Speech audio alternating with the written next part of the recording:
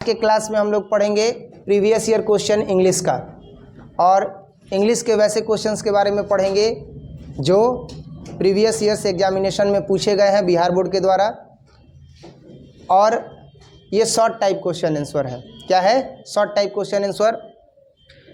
प्रश्न दिया जाता है, उसका फॉर्मेट कुछ इस प्रकार से होता है कि answer any 5 of the following questions या answer any 5 of the following in about 40 to 50 words.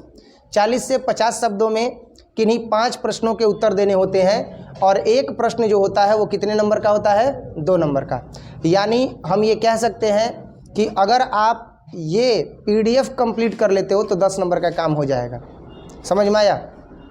और भी कुछ ऐसे इसमें क्वेश्चंस होंगे जो मैंने बोर्ड मॉडल करवाए थे, तो आप देखिएगा तो आपको पता चलेगा कि बोर्ड मॉडल क्वेश्चंस का संग्रह जो है वो इसमें किया गया है।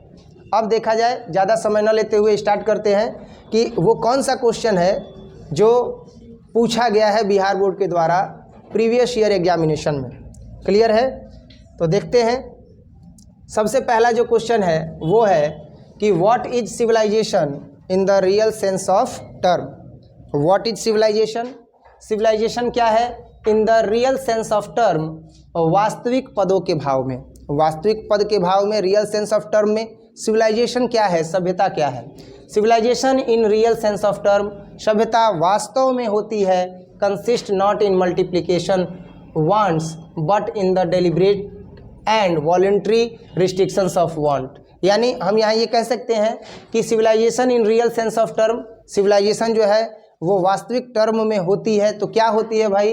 तो कंसिस्ट नॉट इन मल्टीप्लिकेशन, वह ढेर सारे अगुणित इच्छाओं को नहीं रखती है, but in the deliberate and voluntary, बल्कि वह डेलिब्रेट यानी समर्पित, एंड वॉलंटरी और बहुत ही कम जो है वह रिस्ट्रिक्शंस ऑफ वांट, इच्छाओं को क्या करती है? रखती है, और इच्छाओं पर प्रतिबंध लगाती है। वही भारतीय क्या है? सभ्यता है। This alone increases and promotes contentment real happiness. यह अकेले ही जो है वह इंक्रीज करती है और प्रमोट करती है। यह अकेले ही इंक्रीज करती है मतलब बढ़ावा देती है, प्रमोट करती है मतलब आगे बढ़ाती है रियल हैप्पीनेस, वास्तविक खुशियों को, एंड कैपेसिटी फॉर सर्विस, और सेवा की क्षमता को यह बढ़ाती है। वही जो है वह इंडियन सिविलाइजेशन है, वही जो है वह भारतीय सभ्यता है, या कह सकते हैं कि सभ्यता है। सभ्यता वही है जो सर्विस के फीलिंग्स को जो है वह बढ़ाती है, सेवा के भाव को क्या करती है? बढ़ाती है, आगे लेकर के जाती है, जिसमें अगुणित इच्छाएं नहीं होती हैं, बल्कि क्या होती है? तो इच्छाएं रिस्ट्रिक्शंस में होती हैं। इच्छाएं जो होती है वो प्रतिबंध में होती हैं। अगुणित जिसमें इच्छाएं हो जाए तो वो सिविलाइजेशन नहीं है, वह सभ्यता नहीं है। ठीक है? ये क्वेश्चन पूछा गया है कब? तो 2018 में और 2020 में ये प्रश्न पूछा गया है। Why is Zakir Hussain overwhelmed? ये 2018 में जो है वह बिहार बोर्ड के द्वारा पूछा गया प्रश्न है कि जाकिर हुसैन जी क्यों ओवरवेल्म्ड हो गए। जाकिर हुसैन जी ओवरवेल्म्ड हो गए, इसका मतलब हो गया कि जाकिर हुसैन जी क्यों वशीभूत हो गए? क्योंकि लोगों ने उन्हें चुन करके और देश का सबसे सर्वोच्च पद दे दिया था। लोगों ने उन्हें चुन करके और राष्ट्र का जो है वो सबसे प्रमुख पद दे दिया था। राष्ट्र को अगर परिवार की तरह देखा जाए तो परिवार का मुखिया बना दिया गया था, इसी वजह से यह ओवरवेल्म्ड हो गए थे। तो जवाब है कि the people of India elected doctor Zakir Hussain the head of the nation. Bharat के लोगों ने डॉक्टर जाकिर हुसैन को चुन लिया था भारत के हेड ऑफ द नेशन के रूप में, अर्थात राष्ट्र के मुख्य प्रतिनिधिकर्ता के रूप में। दे गेव हिम लव, और लोगों ने इन्हें प्रेम दिया, एंड अफेक्शन, और स्नेह दिया। So he is overwhelmed by the trust of the people of India. इसीलिए यह लोगों के प्रेम से क्या हो गए? तो इसीलिए यह लोगों के विश्वास के, ही इज़ ओवरवेल्म्ड, यह वशीभूत हो गए, by the trust of the people of India, Bharat के लोगों के विश्वास के। He become the president of India, वह भारत के राष्ट्रपति बने, by dint of the help of Indians, यानी कि इंडियंस के हेल्प की वजह से, यानी भारतीय लोगों के मत की वजह से। नेक्स्ट है, in what dress did the author go to the minister along with Nanu Kaka. ये 2018 में पूछा गया है प्रश्न, और ये जो है वो लिया गया है क्वेश्चन पिंच ऑफ स्नफ से, जिसके राइटर कौन है? मनोहर माल गवंकर। मनोहर माल गवंकर जी जो है इसके रचयिता हैं, इसके लेखक हैं, और ये एक कॉमेडी है। ये क्या है? कॉमेडी है। लेकिन वहाँ से ये क्वेश्चन आया है कि in what dress did the author go to the minister, क्या ड्रेस पहन करके क्या ड्रेस पहन करके जो ऑथर है, जो लेखक है, तो लेखक कौन है? Manohar Malgonkar go to the minister, minister के पास जाते हैं अलॉन्ग विथ नानू काका, नानू काका के साथ। तो इसका जवाब है कि in his white Jodhpuri dress the author went to the minister, जो वाइट जोधपुरी कोट है उसे पहन करके ऑथर जो है वह मिनिस्टर के पास जाते हैं अलॉन्ग विथ नानू काका, नानू काका के साथ। नानू काका के साथ जो है वह कहाँ जाते हैं? तो नानू काका के साथ जो है वह कहाँ जाते हैं? तो जो लेखक हैं वह जाते हैं मिनिस्टर के पास जोधपुरी कोट पहन करके। He also put on the orange turban around his head, around his head, वह नारंगी रंग का पगड़ी भी जो है वह अपने सर पर क्या करते हैं? बांधते हैं। नेक्स्ट है what does Martin Luther says about the life of Negroes. Martin Luther king ने जो है वह निग्रोज के जीवन के विषय में क्या बताया है? ये प्रश्न जो है वह पूछा गया है 2018 के एग्जामिनेशन में बिहार बोर्ड के द्वारा कि मार्टिन लूथर किंग जूनियर ने जो है वो क्या कहा है निग्रो के जीवन के विषय में। तो निग्रो का जीवन जो है वह शोषित है, वंचित है, उनका शोषण हो रहा है। भले अमेरिका आज़ाद हो गया है लेकिन आज भी निग्रो आज़ाद नहीं है, ऐसा जो है यह बताते हैं, ऐसी दशा का वर्णन करते हैं। The life of negroes is still sadly crippled by the manacles of segregation. The life of negroes, जो निग्रो का जीवन है, इज स्टिल सैडली, अभी भी उदासीता से भरा हुआ है, उदास से भरा हुआ है, अर्थात दुखों से भरा हुआ है। Crippled by the manacles of segregation, और आज भी उनका जीवन पंगु बना हुआ है अलगाववाद के कारण। एंड चेन्स ऑफ डिस्क्रिमिनेशन, और भेदभाव की श्रृंखला के कारण। Negroes are like a disabled person, Negro एक डिसेबल्ड पर्सन की तरह है, निग्रो एक अपंग व्यक्ति की तरह है। Who can not do anything, जो कुछ भी नहीं कर सकते हैं। On and for its on, आगे भी और आगे भी अपने लिए। निग्रो एक पंगु व्यक्ति की तरह है, डिसेबल्ड पर्सन की तरह है, वह अपने लिए कुछ कर नहीं सकते हैं। इसके बाद जो है नेक्स्ट क्वेश्चन हम देखेंगे, ये भी जो है वो 2018 के परीक्षा में पूछा गया है बिहार बोर्ड के द्वारा। और क्वेश्चन है कि what are the dramatic structures of tragedy. Tragedy का जो ड्रामेटिक स्ट्रक्चर है वो क्या है ना? ड्रामेटिक स्ट्रक्चर जो है वो क्या है ये अब हम देखेंगे।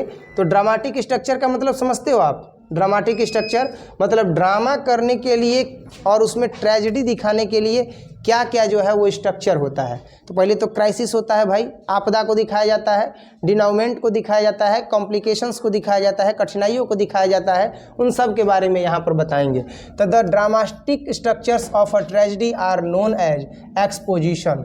जो ड्रामेटिक स्ट्रक्चर होता है ट्रेजेडी का, जो विपदा का ड्रामेटिक स्ट्रक्चर होता है, ड्रामेटिक मतलब नाट्य रूप में जो उसका बनावट होता है, विपदा का नाट्य रूप में बनावट आर नोन एज जाना जाता है exposition, complication, crisis, denouement and catastrophe.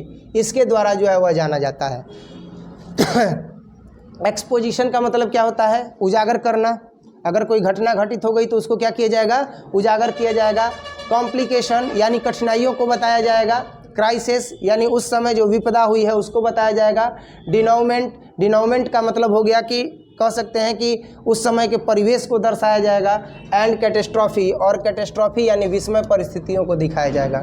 Name 2 works of Shakespeare. Shakespeare के 2 जो है वो वर्क्स के बारे में बताइए कि शेक्सपियर ने 2 वर्क्स यानी 2 रचनाएं कौन कौन सी की थी। आता है इस तरह का क्वेश्चन, तो इसका जो आंसर है वो है हैमलेट एंड ओथेलो। क्या है? हैमलेट। तो कई लोग हेलमेट लिख देते हैं, क्या होगा? Hamlet and Othello, and Othello. Clear है? नेक्स्ट है why and how did the snake come out of the hole. Why and how, क्यों और कैसे, did the snake come out of the hole, अपने होल से बाहर आया। जो सांप है वह कब और क्यों या कैसे और क्यों अपने होल से बाहर आया। Why and how did the snake come out of the hole, क्यों और कैसे जो सांप है वह अपने होल से बाहर आया। तो the snake had come out of its hole near the trough to drink water. जो स्नेक है वह अपने छिद्र से बाहर आया, जो पास में रखा गया था नाद, उससे क्या करने के लिए? पानी पीने के लिए। कहाँ से ये क्वेश्चन लिया गया है? स्नेक से। कहाँ से लिया गया है? स्नेक से। राइटर कौन है? D.H. लॉरेंस। कौन है? D.H. लॉरेंस। इतना अगर याद रहेगा तब समझो कि कमांड है लिटरेचर पर। अगर आप इतना कमांड नहीं कर पा रहे हो कि क्वेश्चन देख करके नहीं समझ रहे हो कि ये किस एक्सरसाइज का क्वेश्चन है, तो फिर आपकी तैयारी अभी नहीं हुई है। समझ में आ रहा है ना? आप बस ऐसे ही अधजल गगरी छलकत जाए वाला हाल है। क्वेश्चन देख करके समझ में आ जाना चाहिए कि किस चैप्टर का क्वेश्चन है। जैसे why and how did the snake come out of the hole, तो हमें ये पता चल रहा है कि स्नेक के बारे में पूछ रहा है, तो ये जो है वो पोएट्री सेक्शन से स्नेक से जो है वो क्वेश्चन लिया गया है। और इसमें जो इसके राइटर हैं वो कौन है? D.H. लॉरेंस है। तो जवाब है कि the snake had come out of its hole, जो स्नेक है वह अपने होल से बाहर आता है, near the trough to drink water, उस पानी के थ्रू पर, पानी के नाद पर, क्या करने के लिए? पानी पीने के लिए। बिकॉज क्योंकि it was too hot and the snake was thirsty, क्योंकि इट वॉज टू हॉट, यह बहुत गर्मी का दिन था, and the snake was thirsty, और सांप क्या था? प्यासा था। Why is Macavity called a criminal, Macavity को क्यों क्रिमिनल कहा गया है? Macavity Macavity there is no one like Macavity, ये किसके द्वारा लिखा गया है? T.S. इलियट। किसके द्वारा? T.S. Eliot. Macavity Macavity there is no one like Macavity. Macavity ये जो लिखा गया है कैट के विषय में, वहाँ पर ये बताया गया है कि जो मैकेविटी है वो एक क्रिमिनल की तरह है, अपराध को अंजाम दे देती है, लेकिन फिर वहाँ पर वह दिखाई नहीं पड़ती है। इसीलिए तो वहाँ पर कवि ने कहा है, T.S. इलियट जी ने, कि Macavity Macavity there is no one like Macavity, Macavity Macavity तुम्हारी तरह कोई नहीं है Macavity. Here we discuss about the previous questions which has been asked in previous year by Bihar board, and you are doing something else. What will you do in the next examination when you can't focus on the board and you can't determine on the syllabus, on the previous question? Then what will you do in the next examination? Your future will be dark. Focus on the board. बुझाइल है?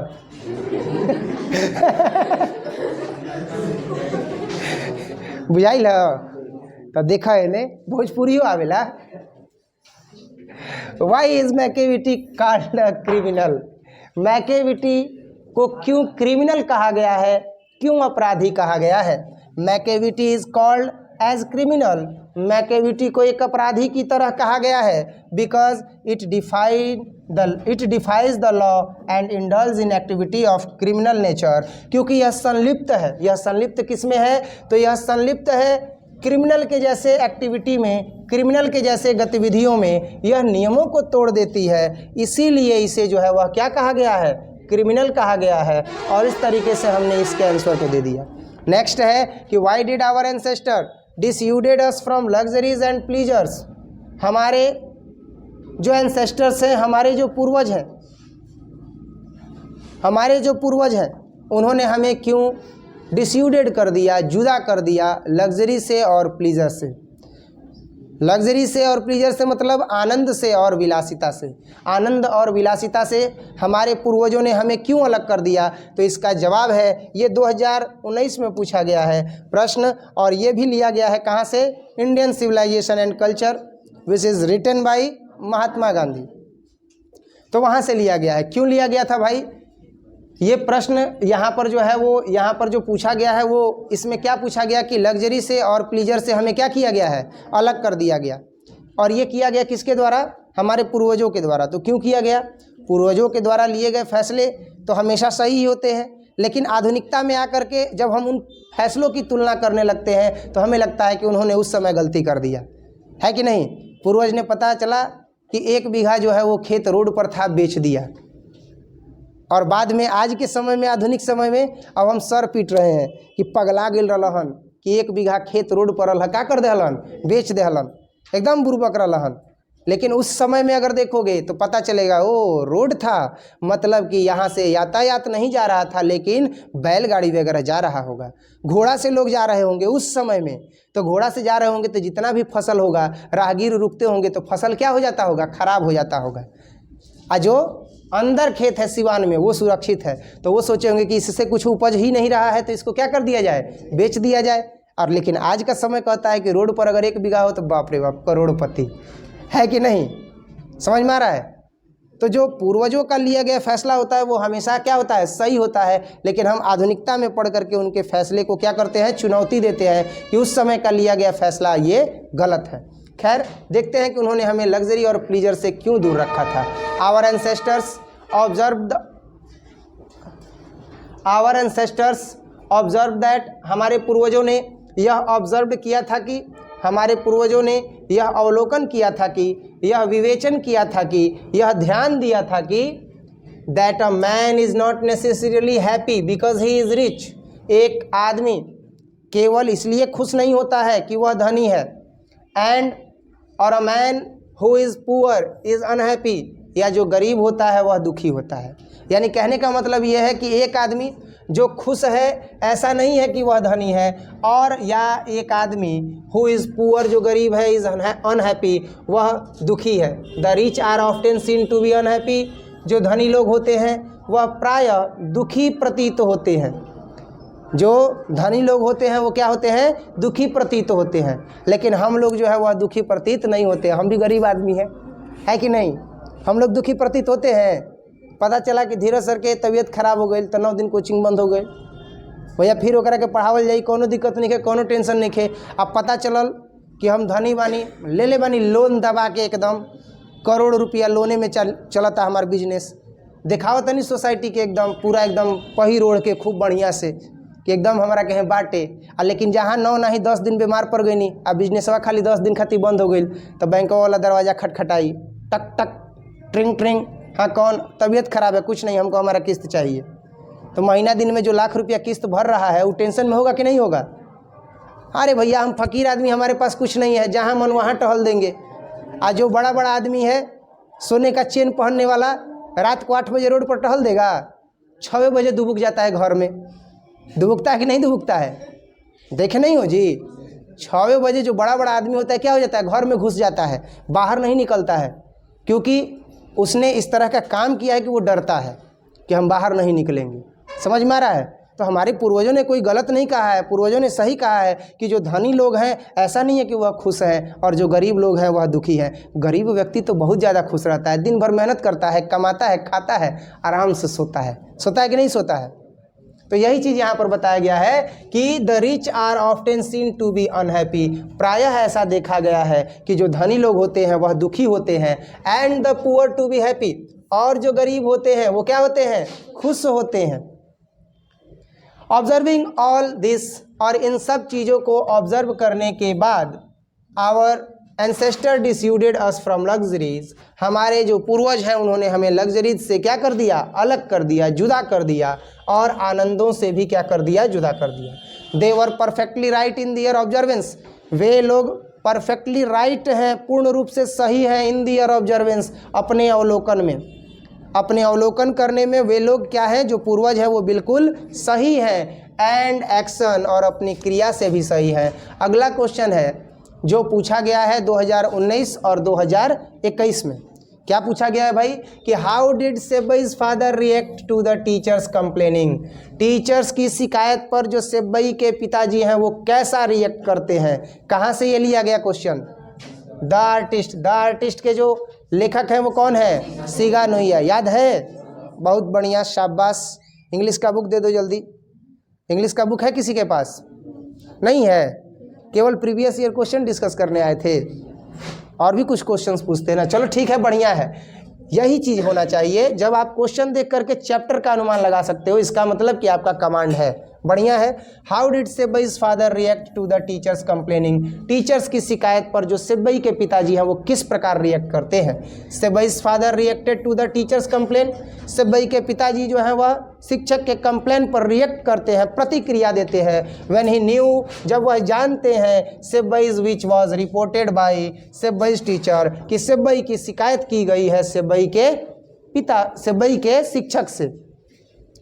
He become angry, वह क्रोधित हो गए, at this matter, इस matter पर, as soon as he heard, जैसे ही वह सुने, he grabbed his son by the collar, वह अपने पुत्र को एकदम कॉलर से पकड़ लिए।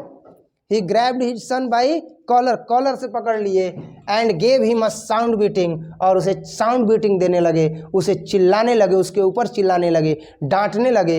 ही चाइडेड हिज सन, वह अपने बेटे से एकदम उब गए थे, that he would never get anywhere in the world the way he is carrying on, that he would never get anywhere, वह उसे कहीं भेज भी नहीं सकते थे, इन द वर्ल्ड, दुनिया में, the way he is carrying on, जहाँ पर वह जाना चाहता हो, वह उसे भेज भी नहीं सकते थे। नेक्स्ट है, why does doctor Zakir Hussain call India the young state of ancient people. याद करो, इसको बताएं कि नहीं बताएं बोर्ड मॉडल, जब पढ़ा रहे थे तब भी बताए हैं कि ये बोर्ड मॉडल है। Why does doctor Zakir Hussain call India the young state of ancient people, और यहाँ रहेगा क्वेश्चन मार्क। क्वेश्चन पूछा गया है 2019 में, 2019 के बिहार बोर्ड के एग्जामिनेशन में ये पूछा गया है। अब एक चीज़ ध्यान देना, इसमें जितने भी प्रश्न हैं उन सभी प्रश्नों को आप जब नोट्स में जाना, जब नोट्स जो लिखवाए हैं उसमें बोर्ड मॉडल कर लेना, उससे भी याद करना। इसमें शॉर्ट टाइप में मेंशन है, समझ में आ रहा ना, एग्जाम नज़दीक है, शॉर्ट टाइप में कि इतना भी लिखोगे तो काम चल जाएगा, लेकिन जिसका कमांड है, जो याद कर सकता है, तो वो नोट्स से जा करके और इन सारे क्वेश्चंस के आंसर को याद कर लेगा। समझ में आया? और जब आपका आंसर अलग होगा तो पक्का है कि मार्क्स बेहतरीन मिलेगा। याद कीजिए, बताए थे कि लिखना कैसे है ये उस समय बताएंगे। लिखने का तरीका आपको पता है, सारे पेज क्या होने चाहिए, क्रम से होने चाहिए, आगे पीछे नहीं, क्रम से होना चाहिए, साफ साफ लिखा होना चाहिए, चौथाई छूटा हुआ होना चाहिए। समझ में आ रहा है ना? इन सारे तौर तरीकों को अपना करके बेस्ट जो है वो रिजल्ट प्राप्त किया जा सकता है। साथ ही साथ कमांड होना चाहिए, अगर कमांड नहीं है तो फिर आप कुछ नहीं कर सकते हो। कमांड जस्ट लाइक जैसे आप बता रहे हो, क्वेश्चन देखे, बता दिए चैप्टर नेम, राइटर नेम, समझ में आ रहा है ना? अब उसके बाद जैसे ही आपने देखा तो आपको ये भी समझ में आ गया कि ये कब का जो है ये क्वेश्चन है। क्वेश्चन में सीन जो है वो क्रिएट हो गया आपके माइंड में। कैसे? तो आपके माइंड में सीन क्रिएट हो गया कि ये सेबई जो है वो क्या कर रहा था, कद्दू को पॉलिश कर रहा था, टीचर ने क्या कर लिया था, पकड़ लिया था। सीन क्रिएट हुआ कि नहीं हुआ? तो ये सारी चीज़ें जो होती है ना वो कमांड के अंतर्गत आती हैं, और ये हर एक सब्जेक्ट में होना चाहिए। देखते हैं, why does doctor Zakir Hussain call India the young state of an ancient people. Why does doctor Zakir Hussain call India, क्यों डॉक्टर जाकिर हुसैन ने जो है वह इंडिया को कहा the young state of an ancient people, युवा राष्ट्र है लेकिन पुराने लोगों का। तो जवाब है कि doctor Zakir Hussain called India, doctor Zakir Hussain ने इंडिया को कहा the young state of an ancient people, युवा राष्ट्र है पुराने लोगों का, प्राचीन लोगों का। इट इज सो, ऐसा इसलिए है बिकॉज क्योंकि our past is not dead and statics, कि हमारा जो पास्ट है वो न तो मृत है और न ही स्थिर है। It is alive and dynamic, यह जीवंत है और क्या है, डायनेमिक है, यानी कि गतिशील है। Our ancient culture is alive, so our ancient culture is alive in India, इसीलिए भारत में अभी भी हमारी भारतीय संस्कृति जीवित है। We can make our future on the basis of our ancient people's blessing, और हम अपने भविष्य को बनाते हैं। We can make our future, हम अपने फ्यूचर को बनाते हैं, भविष्य को बनाते हैं on the basis of our ancient people's blessing, अपने प्राचीन लोगों के आशीर्वाद को प्राप्त करके, अर्थात पुराने ख्यालातों के लोगों के आशीर्वाद को प्राप्त करके हम अपना भविष्य बनाते हैं, भविष्य गढ़ते हैं। इसीलिए उन्होंने जो है वह भारत को कहा है the young state of an ancient people. दूसरा जवाब कुछ इस प्रकार से भी दिया जाता है कि India has recently independent, India तत्काल ही जो है वह आज़ाद हो चुका है, but the peoples are abide by the old culture and civilisation by native, अपने प्रकृति के अनुसार जो है वह पुराने ख्यालातों, संस्कृति और सभ्यता से बंधे हुए लोग हैं। इस वजह से जो है वो डॉक्टर जाकिर हुसैन ने कहा है कि the young state of an ancient people. Clear है? नेक्स्ट देखेंगे क्वेश्चन नंबर 12। क्वेश्चन नंबर 12 है कि what was the great lesson that India had to teach the west. वह कौन सा एक महान पाठ है जिसे इंडिया ने जो है वह वेस्ट को सिखाया है, अर्थात पश्चिम के देशों को सिखाया है। पश्चिम के देशों को वो कौन सा पाठ है जिससे इंडिया ने सिखाया है? दैट, तो क्या होगा, what was the great lesson that India had to teach the west. वह कौन सा ग्रेट लेसन है जिसे भारत ने वेस्ट को सिखाया है? तो यही सिखाया है कि हम चेंजिंग को अपनाएंगे लेकिन अपने कल्चर और सिविलाइजेशन के साथ समझौता नहीं करेंगे। हम अपने अनुभव की निहाई पर अपनाएंगे परिवर्तन को, लेकिन जो सही होगा उसे अपनाएंगे, सबको नहीं अपनाएंगे, नहीं तो हमारा भी मॉडर्नाइजेशन हो जाएगा, आधुनिकीकरण हो जाएगा। The great lesson that India had to teach the west, जो सबसे बड़ा लेसन है भारत ने वह सिखाया है पश्चिम को, वाज ह्यूमैनिटी को, मानवता को। It is our culture and tradition, यह हमारी संस्कृति है और परंपरा है। एज वेल, जैसा कि आप जानते हैं। In the poem an epitaph, what will happen the poet dies. In the poem यानी कि इस कविता में, इन द पोएम कविता में, एन एपिटाफ जिस कविता का नाम है an epitaph, what will happen the poet dies, क्या होगा जब कवि मर जाएंगे, कवि गुजर जाएंगे, कवि मृत हो जाएंगे, क्या होगा। तो वो कहते हैं कि जब मैं मृत हो जाऊंगा तो फिर इस खूबसूरत लेडी को कौन याद करेगा, है कि नहीं। बताओ तो मुस्कान कि एन एपिटाफ के राइटर कौन है।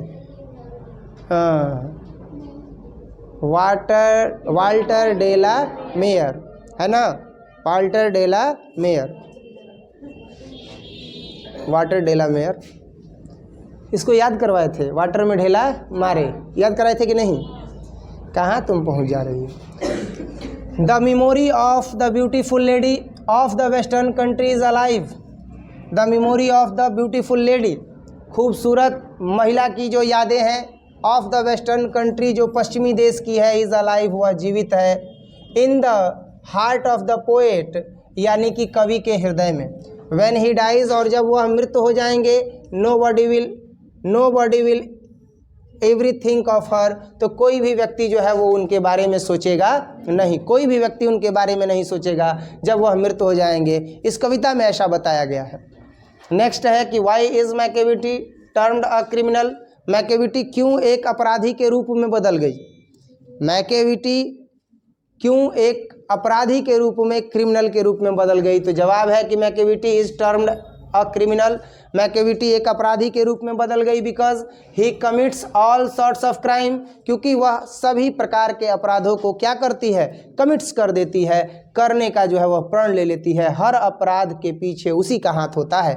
He plunder ladders, ransackles jewels case, steals pet dogs, break glass panes, steals important documents from foreign office or plans and drawings from the admiralty। अब इस प्रकार से हम देखते हैं कि ये क्या क्या करती है, तो ही प्लंडर लैडर्स, और ये क्या करती है, तो ये लैडर्स को जो है वो पलट देती है। रैंकजैक ज्वेल्स केस, और यह जो आभूषण रखने वाला जो ज्वेल केस है, आभूषण का जो बक्सा है, उसको लूट लेती है। स्टीफाइल्स पेट डॉग पर जो है वह धावा बोलती है। ब्रेक्स ग्लास पेन्स, और जो ग्लास का पेन्स होता है उसको वो क्या कर देती है, तोड़ देती है। स्टील्स इंपॉर्टेंट डॉक्यूमेंट्स, और जो महत्वपूर्ण कागजात होते हैं उसे वह चुरा लेती है। फ्रॉम फॉरेन ऑफिस से, विदेशी कार्यालय से, और प्लान्स और योजनाओं को चुरा लेती है। एंड ड्राइंग्स, और जो ड्राइंग्स होते हैं उन्हें चुरा लेती है। फ्रॉम द एडमिरलिटी से यानी प्रदर्शनी से। नेक्स्ट जो है वो है कि why was the speaker in my grandmother's house proud of living in that house. ये क्वेश्चन पूछा गया है 2019 में। 2019 में पूछा गया ये प्रश्न है कि why was the speaker in my grandmother's house proud of living in that house. अब यहाँ पर प्रश्न है कि वाई वॉज द स्पीकर, क्यों जो स्पीकर हैं, क्यों जो लेखिका हैं, इन माई ग्रैंड मदर्स हाउस मेरे दादी माँ के घर में, प्राउड ऑफ लिविंग यानी कि वहाँ रहने पर वह प्राउड करती हैं, गर्व महसूस करती हैं। इन दैट हाउस, उस घर में, उस घर में रहने पर वह क्यों गर्व महसूस करती हैं लेखिका, इसके बारे में बताना है, यानी जो कवित्री हैं उनके बारे में बताना है। तो बताया जाए तो कि माई ग्रैंड मदर्स हाउस की राइटर कौन है, कमला दास। कमला दास इज एन इंडियन पोएटनेस। कमला दास जी जो है वह क्या है, तो वह एक भारतीय कवित्री हैं। And he beautifully presents the scene of rural area, और वह बहुत ही बेहतरीन ढंग से रूरल एरिया के, ग्रामीण परिवेश के सीन को, दृश्य को नरेट करती हैं, प्रदर्शित करती हैं। समझ में आ रहा है। देखेंगे she was proud of living in that house, वह गर्व महसूस करती हैं उस घर में रहने पर, बिकॉज क्योंकि she got a lot of love, क्योंकि उन्होंने अथाह प्रेम प्राप्त किया है, देयर वहाँ पर, फ्रॉम हर ग्रैंड मदर, अपनी दादी माँ से, उस घर में अपनी दादी माँ से अथाह प्रेम वो प्राप्त की है। इसी वजह से वह क्या कहती हैं कि मुझे उस घर में रहने पर जो है वो गर्व महसूस होता है। अगला प्रश्न है कि what did the fire hymen say to the speaker, fire hymen ने क्या कहा स्पीकर से, आग की लपटों ने स्पीकर से क्या कहा, आग की लपटों ने स्पीकर से क्या कहा। फायर हाइमन के राइटर कौन है? गुड, फायर हाइमन के जो है वो राइटर हैं KN दारूवाला। और माय ग्रैंड मदर्स हाउस के कौन है? कमला दास।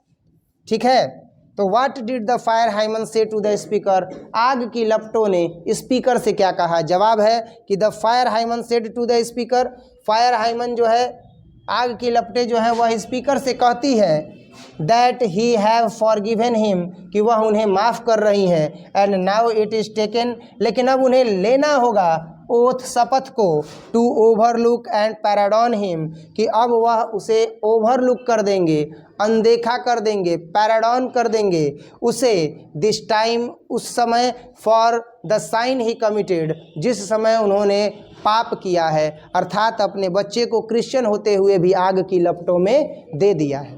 तो वो जो अपराध किए हैं उसे वो ओवरलुक कर दें, अनदेखा कर दें, और आगे से ऐसी गलती ना करें, तो आग की लपटें जो है वो कहती हैं कि मैं तुम्हें माफ़ कर दूँ। नेक्स्ट इसके बाद जो है वो हम देखेंगे क्वेश्चन नंबर 17। अभी तक हम जितना भी प्रश्न देख रहे हैं ये 2019 में पूछा गया है। नेक्स्ट हम देखेंगे कि what are the features of a novel, novel के फीचर्स क्या क्या होते हैं। बाकी जो ऑनलाइन पढ़ रहे हैं, देख रहे हैं, वो जानकारी के लिए कि ये आप क्लासेस जो है वो माँ सरस्वती कोचिंग सेंटर के माध्यम से देख रहे हैं। कुछ लोग मुस्कुरा भी रहे हैं, बताना ज़रूरी है। और जिसको भी अगर ऑफलाइन क्लासेस अटेंड करना हो तो वो माँ सरस्वती कोचिंग सेंटर अखौरीपुर गोला पर जो है वो आ करके ज्वाइन कर सकता है। कॉन्टैक्ट नंबर है 7667067371। बाकी आपकी सेवा में लगे हैं और उम्मीद करते हैं कि आप लोगों को क्लास काफ़ी अच्छा लग रहा होगा। अच्छा लग रहा है तो आप अपने दोस्तों के साथ शेयर भी कीजिए। अभी और कुछ क्वेश्चन डिस्कस करेंगे हम लोग, और न्यू सेशन में जो भी आपके हित मित्र के भाई होंगे उन्हें डेमो क्लास के लिए जो है वो ज़रूर बताइएगा कि वो डेमो क्लास करें, है ना। उम्मीद करते हैं कि आपको क्लास अच्छा लगेगा, और कहीं पर भी पढ़ने से पहले डेमो क्लास कर लीजिए, ये सबसे ज़्यादा ज़रूरी है ना। ये सबसे ज़्यादा ज़रूरी है कि आप कहीं पर भी पढ़ने से जो है पहले डेमो क्लास कीजिए। डेमो क्लास करना बहुत ज़्यादा ज़रूरी है। किसी के सुझाव में, 10 लोगों के कहने पर इधर उधर पढ़ने की कोई ज़रूरत नहीं है। जहाँ समझ में आए आपको, आप वहाँ पर पढ़िए। अगर आपको कोई सलाह भी देता है कि माँ सरस्वती कोचिंग सेंटर में पढ़ना है, तो भी जो है वो आप यहाँ पर केवल ये समझ करके ही कि हमको डेमो क्लास करना है। अगर समझ में आएगा तो पढ़ेंगे, और नहीं समझ में आएगा तो नहीं पढ़ेंगे। इस सोच के साथ जो है वो आप अपना तैयारी स्टार्ट कीजिए 10+2 का। बाकी नेक्स्ट क्वेश्चन देखते हैं। नेक्स्ट क्वेश्चन जो है वो है कि what are the features of a novel, novel का जो है वो फीचर्स क्या होता है, उपन्यास का जो है वह फीचर क्या होता है। ठीक है, उपन्यास का फीचर क्या होता है ये अब देखेंगे। तो novel is an expression of life, उपन्यास जो होता है वह क्या होता है, तो जीवन का एक व्यक्तिकरण होता है, जीवन को एक्सप्रेस करना होता है through the medium of language, भाषाओं की मदद से, या भाषाओं के माध्यम से अपने जीवन को व्यक्त करना ही उपन्यास कहलाता है। जैसे प्रेमचंद्र जी का जो लिखा हुआ है गोदान, जीवन पर आधारित, वैसे ही यहाँ पर जो है वो हमें बताना है कि नोवेल क्या है, इसका फीचर क्या है। तो इसका जवाब होगा कि novel is an expression of life, novel जो होता है वह जीवन को व्यक्त किया जाता है। नोवेल, उपन्यास क्या होता है, तो जीवन का व्यक्तिकरण होता है, अर्थात जीवन को व्यक्त करने का तरीका होता है through the medium of language, भाषाओं के माध्यम से। भाषाओं के माध्यम से जीवन को व्यक्त करने का तरीका कौन होता है, नोवेल होता है।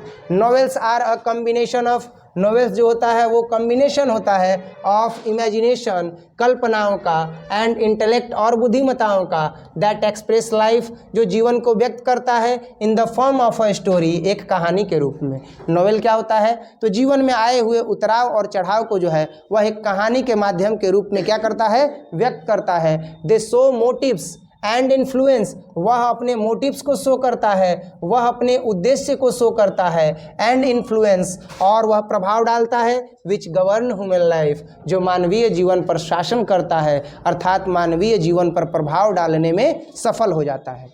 नेक्स्ट अगला है क्वेश्चन नंबर 18, और अभी जो हम लोगों ने 17 देखा ये 2019 में जो है वो पूछा गया है। अगला प्रश्न हम देखेंगे 18 number, why are the Indian quicks learner of English. Why are the Indian, question है why are the Indians quick learners of English. जो इंडियंस हैं वो क्यों क्विक लर्नर्स हैं इंग्लिश के क्विक लर्नर मतलब कि इंग्लिश को तुरंत जो है वो पढ़ने वाले क्यों हैं, अध्ययन करने वाले क्यों हैं इंडियंस, क्योंकि उनके अंदर क्या होती है, उनके अंदर एक्साइटमेंट होती है, इंग्लिश को जानने की एक्साइटमेंट होती है, इस वजह से वो क्विक लर्नर होते हैं। तो the Indians are quick learner of English languages या लैंग्वेज, जो the Indians are quick learner of English language, Indians जो होते हैं वो क्विक लर्नर होते हैं इंग्लिश लैंग्वेज के, बिकॉज क्योंकि we belongs to the same Indo European family, क्योंकि हम समान इंडो यूरोपियन फैमिली से जो है वो बिलोंग करते हैं। इन इंडिया कमर्शियल पर्पस, और इंडिया में कमर्शियल पर्पस होता है अर्थात आर्थिक उद्देश्य होता है। Globalisation has further strength the requirements of learning and using English for everyday activities, और ग्लोबलाइजेशन ने, वैश्वीकरण ने, has further strength the requirements, उसने इसकी मजबूती को बढ़ा दिया है, इसकी ज़रूरत की मजबूती को बढ़ा दिया है, ऑफ लर्निंग, इसके अध्ययन को, and using English for everyday activities, और इंग्लिश को एवरीडे एक्टिविटीज़ में शामिल कर दिया है, अर्थात प्रत्येक दिन होने वाले क्रियाकलापों में इंग्लिश को क्या कर दिया है, शामिल कर दिया है। इस वजह से जो इंडियंस हैं वो क्या हैं, तो वो क्विक लर्नर्स हैं इंग्लिश के। How did our ancestor enjoy home rule, ये भी जो है वो मैंने बोर्ड मॉडल करवाया था कि नहीं करवाया था, 2019 में ये क्वेश्चन पूछा गया है कि आखिर जो हमारे एंसेस्टर्स थे उन्होंने क्यों जो है वह होम रूल को एंजॉय किया, होम रूल को एंजॉय क्यों किया, वो क्यों नहीं शहरों की तरफ चले गए, क्योंकि शहरों में उन्हें लगता था कि सभी लोग जो है वह मानवतावादी नहीं हैं, लूटने वाले हैं, शोषण करने वाले हैं, गरीब लोगों का खून चूसने वाले हैं, इसीलिए वह गाँव में छोटे छोटे घर बना करके वहीं पर क्या थे, संतुष्ट थे। लेकिन आज इच्छाएं तो बहुत प्रबल है ना, इच्छाएं प्रबल है कि नहीं है, बहुत ज़्यादा प्रबल है, और इच्छाएं प्रबल हैं, इसी वजह से लोगों के अंदर से मानवता क्या हो रही है, समाप्त हो रही है। और जब इच्छाएं प्रबल ना होंगी, इच्छाओं पर जब नियंत्रण होगा, तो ऐसी स्थिति में व्यक्तित्व दमदार बनेगा। समझ में आ रहा है, व्यक्तित्व दमदार बनने का मतलब, जैसे हम लोगों का जो PDF टाइप हो रहा था वो आप देखे होंगे, पहले जो PDF टाइप होता था तो उसमें नंबर ऑफ़ वर्ड्स कितना ज़्यादा था कि नहीं, लगभग 150-200 वर्ड्स, और स्लॉट में एक इधर और एक इधर, एक ही पेज में, फिगर छोटा छोटा। लेकिन इच्छाएं प्रबल हो गई ना, जो टाइप कर रहे थे उनको ये लगा होगा कि अब तो टाइप हम ही को करना है, तो टाइप हमको करना है, तो धीरे सर जो है वो सभी बच्चे जो है उन्हीं पर क्या है, आश्रित हैं, तो अब वो अपना रूप दिखाए, तो अब फिगर जहाँ छोटा छोटा देना था वहाँ बड़ा बड़ा, बच्चे भी परेशान हो गए। नंबर ऑफ़ वर्ड्स जहाँ 250 था, 200 था, वहाँ नंबर ऑफ़ वर्ड्स 50-60 गो में एगो पेज भर दे रहे थे बड़ा बड़ा लिख करके। नतीजा क्या हुआ, भैया आप काम क्या कर दीजिए, रोक दीजिए। तो जब इच्छाएं प्रबल हुई तो मन में द्वेष आया कि नहीं आया, इच्छाएं यही प्रबल हो गई ना कि हमको ज़्यादा से ज़्यादा अर्निंग हो जाए, अब मेहनत क्या करें, कम करें, यही चीज़ होता है। जब कभी भी अगर इच्छाएं प्रबल हो जाती हैं तो गलत तरीके को व्यक्ति अपनाने लगता है, और जब गलत तरीके को अपनाता है तो सोसाइटी लॉस में जाती है, और खुद उसके व्यक्तित्व का भी क्या होने लगता है, हनन होने लगता है। समझ में आ रहा है। अब यहाँ पर हम देखेंगे कि आखिर जो हमारे एंसेस्टर्स हैं वो क्यों नहीं गए शहरों में, और उन्होंने क्यों होम रूल को जो है वो एंजॉय किया। तो जवाब होगा कि our ancestors saw that kings all powerful were inferior to the rishis and fakirs. Our ancestors saw that, हमारे पूर्वजों ने यह देखा कि किंग्स ऑल पावरफुल, राजा महाराजा जो शक्तिशाली हुआ करते थे, वर इन्फीरियर, कम हुआ करते थे, टू द ऋषिज एंड फकीर, ऋषि और फकीर से। द नेशन हैड कोर्ट्स, और राष्ट्र के पास जो है वो न्यायालय है, लॉयर्स हैं एंड डॉक्टर्स हैं, वैद्य हैं, but were all within bounds, लेकिन ये सब एक दूसरे से बंधे हुए हैं। एक बार न्यायालय के चक्कर में पड़ गए कि हम न्याय के लिए अदालत का दरवाज़ा खटखटा रहे हैं तो न जाने कितने बरस लग जाते हैं न्याय मिलने में इस भारत देश में। समझ में आ रहा है? तो यही यहाँ पर बताया गया कि ये सब बंधे हुए हैं। Vakils and vaids did not rob people, वकील और जो वैद होते हैं वह व्यक्तियों को लूटते नहीं हैं। They were considered peoples dependents not their masters, वे लोगों के डिपेंडेंट्स को देखते हैं, उनके मास्टर्स को नहीं देखते हैं। The ordinary rule was to avoid courts, आज का तो सामान्य नियम हो जाना चाहिए कि कोर्ट को एकदम अवॉइड कर दीजिए, झगड़ा उगड़ा मत कीजिए, केस फौजदारी करने का कोई ज़रूरत नहीं है, मामला लटका रह जाएगा सालों तक, आपकी पीढ़ी बीत जाएगी, फिर दूसरी पीढ़ी भी केस लड़ते रह जाएगी, इसीलिए केस फौजदारी में कभी नहीं पड़ना चाहिए। तो the ordinary rule was to avoid courts, जो सामान्य नियम है वो ये है कि कोर्ट्स को अवॉइड किया जाए। दाउ जस्टिस वॉज फेयर, तब जाकर के न्याय जो है वह कोई मामला बनेगा। There were no touts to tempt the misguide people, और वहाँ कोई दलाल नहीं होने चाहिए जो लोगों को मिसगाइड करें, जो लोगों को जो है वह गलत दिशा निर्देश दें। The evil too was noticeable, और यही बुराई जो है वह ध्यान देने योग्य है। Only in and around Capitals, केवल और केवल वहाँ पर और अपने कैपिटल्स में, अपने राजधानी में अर्थात अपने क्षेत्र में। The common people lived independently, जो कॉमन पीपुल होते हैं वह स्वतंत्रता पूर्वक जीवन जीते हैं। And followed their agricultures occupation, और वह कृषि कार्य के पेशा को अपनाते हैं। Thus they enjoyed true home rule, और इस प्रकार से वह सच्चे गृह नियम को एंजॉय करते हैं, वह केस लफड़ों में नहीं पड़ते हैं, वह शहर की ओर प्रस्थान नहीं करते हैं। अगला जो क्वेश्चन है वो है why did Sebai's teacher become angry with him, और अब यहाँ पर प्रश्न जो है ये पूछा गया कि सेबई के जो शिक्षक हैं वह क्यों उससे क्या हो जाते हैं, एंग्री हो जाते हैं। हम लोग प्रश्न संख्या 30 कहाँ तक है जी, ये चलो ठीक है 34 तक इसको डिस्कस करेंगे, ठीक है 34 तक देखते हैं। Why did Sebai's teacher become angry with him, Sebai के शिक्षक जो हैं उससे क्यों एंग्री हो गए, सेबई के शिक्षक उससे क्यों एंग्री हो गए, क्यों क्रोधित हो गए। हम तुम लोगों से क्यों क्रोधित हो जाते हैं, जो विद्यार्थी हैं उनसे क्रोधित हम क्यों हो जाते हैं, क्योंकि आपका परफॉर्मेंस बेस्ड नहीं होता है तो क्रोधित होते हैं कि नहीं होते हैं। हम पढ़ा रहे होते हैं और आपका ध्यान कहीं दूसरी जगह होता है, हम क्रोधित होते हैं कि नहीं होते हैं, बोलो। क्रोधित तो होते ही हैं भैया, ऐसा थोड़े नहीं कि हम क्रोधित नहीं होते हैं, हमारा क्रोध तो और बहुत डेंजर है कि नहीं। और तो जो पल्ले में पड़ा होगा वो समझ रहा होगा। तो वैसे ही जो सेबई हैं, सेबई महोदय के शिक्षक उससे क्यों एंग्री हो जाते हैं, तो जवाब है कि सेबई टीचर बिकम एंग्री, सेबई के शिक्षक उससे क्रोधित हो जाते हैं। विथ हिम, उससे क्रोधित होते हैं, बिकॉज क्योंकि ड्यूरिंग द क्लास के समय, क्लास की अवधि में Sebai was never separated from his new god, यानी कि सेबई जो है वो अपने नए कद्दू से अलग नहीं हुआ, अर्थात सेबई अपने नए कद्दू में क्या रहा, लगा रहा उसको पॉलिश करने में। और तब तक देख लिए शिक्षक तो क्या हो गए, क्रोधित तो हो गए। He even took it along to school, वह उसे स्कूल तक लेकर के गया। And used to polish it under his desk, और उसे पॉलिश करने लगा अपने डेस्क के नीचे। इन क्लास टाइम में जब शिक्षक पढ़ा रहे हैं तो डेस्क के नीचे रख करके कद्दू को लगा है पॉलिश करने में, उसको चमकाने में। समझ में आया। और तब तक देख लिए कौन, उसके शिक्षक हो गए क्रोधित, खींच के एकदम साउंड बीटिंग देने लगे, एकदम उसको पनिशमेंट भी दिए। अगला है कि a pregnant women in a traditional society does not feel that she is alone. Why? A pregnant women, एक गर्भवती महिला, is in a traditional society, एक परंपरागत समाज में। ये कहाँ से लिया गया है क्वेश्चन, ये कहाँ से लिया गया है। अ चाइल्ड इज बॉर्न किसके द्वारा लिखा गया, जर्मन ग्रियर, किसके द्वारा, जर्मन ग्रियर, याद है।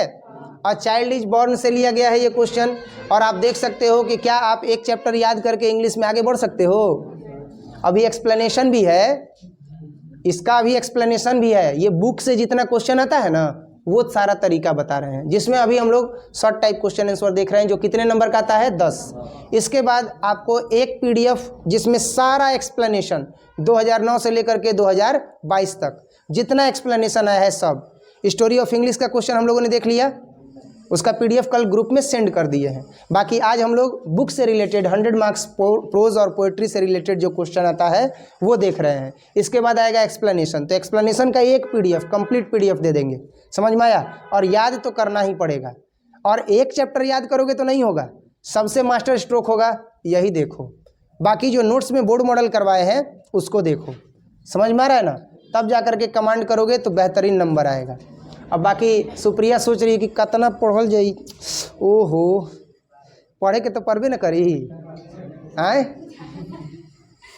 ना पढ़ी हो, पढ़े के पढ़ी, ना पढ़ब तो गैला, ट्रैक्टरी अपना लिखल रहेला, लटकला तो गैला बेटा, तो ना पढ़ला तो गैला बेटा, 0। बाकी तो जितना मेहनत कल जाता उतना पढ़ा देला के बाद तो लड़का बिहार में पोजीशन ले दिया सन, बुझाइल। शुरुए से तो खाली बटोरल जाता, 3 महीना से बताओ तनी, जब शुरुआती 3 महीना रहे तब देखो बच्चों, 3rd महीने का जो रूटीन है स्टडी रूटीन वो इस तरह से होना चाहिए। जैसे ही 3 महीना बीता इसके बाद रूटीन ये होना चाहिए, बताए थे कि नहीं बताए थे, इसके बाद फिर बताए थे, और जब अंतिम 3 महीना आया तब भी बताए थे। तो बच्चा क्या कर रहा है, जनवरी से इकट्ठा कर रहा है, इंतजार कर रहा है। When December comes, then I start reading, learning। तो जब आपने निर्णय ले लिया है कि जब दिसंबर आएगा तब हम क्या करेंगे, पढ़ेंगे, याद करेंगे, तब तो पोथी पत्रा बटुरा न गया है इतना, तब तो माथा पीटोगे। कुछ बच्चे ऐसे हैं तो पक्का है कि वो टेंशन में जो है उनका जीवन अभी बीत रहा होगा, रात के 2 बजे तक पढ़ रहे होंगे, लेकिन फिर भी कुछ समझ में नहीं आ रहा होगा। अब वही हमारी बात मान लिए होते तो उनको समझ में आ जाता। बार बार बताते हैं। अब आप लोग जाना तो ये चीज़ बता देना कि जब कभी भी कहीं पर भी पढ़ो, अगर टीचर आपको ध्यान दे रहे हैं, बता रहे हैं कैसे पढ़ना है, तो उनकी बात सुनो, क्योंकि आप 10+2 का एग्जामिनेशन पहली बार दोगे और वो न जाने कितना बैच पढ़ा करके और क्या कर चुके हैं, निकाल चुके हैं। तो इस वजह से आप उनकी बातों को फॉलो करो, पछताने से बचना पड़ेगा, समझ में आया। अब बाकी अगर अपने मन से करोगे तब तो पछताना पड़ेगा, तब वही हो जाएगा कि अब पछता के क्या हो, तो जब चिड़िया चुग गई खेत। बाकी हम अपने प्लानिंग के अनुसार चल रहे हैं कि नहीं चल रहे हैं, सेम टू सेम जैसा मैंने अपना ग्राफ खींचा था वैसे चल रहे हैं, इसमें कोई दो राय नहीं है। बाकी अब आपको देखना है कि आप क्या करते हो। तो देखते हैं कि a pregnant women in a traditional societies, परंपरागत समाजों में एक गर्भवती महिला डज नॉट फील, वह बिल्कुल महसूस नहीं करती है, दैट कि सी इज़ एलोन, कि वह जो है वह एलोन है, अकेली है। वाई, क्यों? ये क्वेश्चन पूछा गया है 2019 में। इट इज़ सो, ऐसा इसलिए है बिकॉज क्योंकि the mother does not have the physical burden of reinventing the procedures, क्योंकि ऐसा इसलिए होता है क्योंकि माँ पर कोई भी फिजिक बर्डन नहीं होता है, काम करने का कोई शारीरिक दबाव नहीं होता है, ऑफ रिवेंटेंटिंग द प्रोसीजर्स, प्रोसीजर्स को आगे बढ़ाने में। प्रोसीजर्स को आगे बढ़ाने में मतलब कि जो माँ बच्चे को गर्भ में धारण की है उस प्रोसीजर को भी आगे बढ़ाने में फिजिक बर्डन नहीं होता है, सब उस पर ध्यान देते हैं। Even through the potential catastrophe are alive है अप्रोच टू प्रेगनेंसी, और इस प्रकार से सबका ध्यान जो है वह उस प्रेगनेंसी पर रहता है विच हार्म्स द प्रेग्नेंट वुमेन, और उन समस्याओं पर रहता है जो प्रेग्नेंट वुमेन को हार्म पहुंचाते हैं, अर्थात नुकसान पहुंचाते हैं। About with taboos and prohibitions help make the anxiety, about with taboos and prohibition, और उस पर प्रतिबंध लगा करके, रोक लगा करके उसकी मदद की जाती है। मेक द एंजाइटी मैनेजेबल, उसकी चिंता को मैनेज करने के लिए। गर्भवती महिला जो चिंतित होती है उस पर प्रतिबंध लगा करके तुमको ये काम करना है, ये काम नहीं करना है, केवल यही काम करो, हल्का काम करो, भार नहीं उठाना है, उसकी सारी चिंताओं से उसे क्या कर दिया जाता है, मुक्त कर दिया जाता है। इन ट्रेडिशनल सोसाइटीज़, परंपरागत समाजों में child birth is a family affair, जो बच्चे का जन्म होता है वह एक पारिवारिक मामला होता है। ट्रेडिशनल सोसाइटीज़ में होता है, वेस्टर्न सोसाइटीज़ में नहीं होता है। वेस्टर्न सोसाइटीज़ में जहाँ पर महिलाएं गर्भवती होती हैं, प्रेगनेंसी पीरियड से गुजर रही होती हैं, वो तो बहुत ही ज़्यादा एंजाइटी में होती हैं, बहुत ज़्यादा टेंशन में होती हैं, क्योंकि उनको मैनेज करने वाला वहाँ पर कोई नहीं होता है।